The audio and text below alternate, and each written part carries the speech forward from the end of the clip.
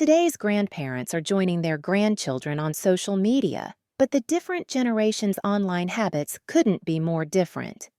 In the UK, the over 55s are joining Facebook in increasing numbers, meaning that they will soon be the site's second biggest user group, with 3.5 million users aged 55 to 64 and 2.9 million over 65s.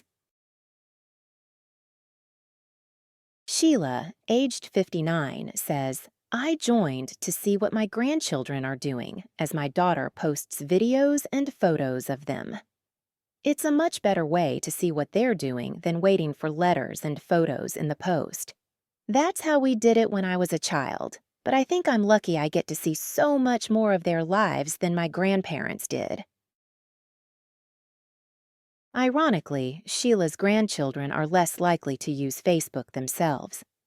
Children under 17 in the UK are leaving the site. Only 2.2 million users are under 17, but they're not going far from their smartphones. Chloe, aged 15, even sleeps with her phone. It's my alarm clock, so I have to, she says.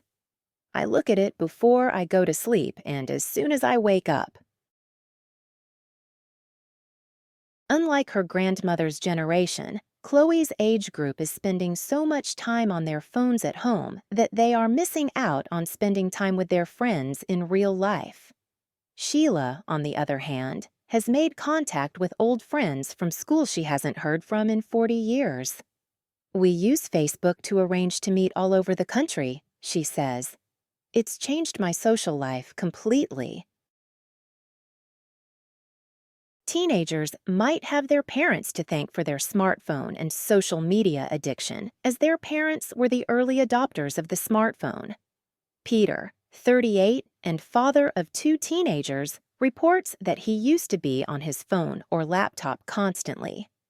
I was always connected and I felt like I was always working, he says. How could I tell my kids to get off their phones if I was always in front of a screen myself?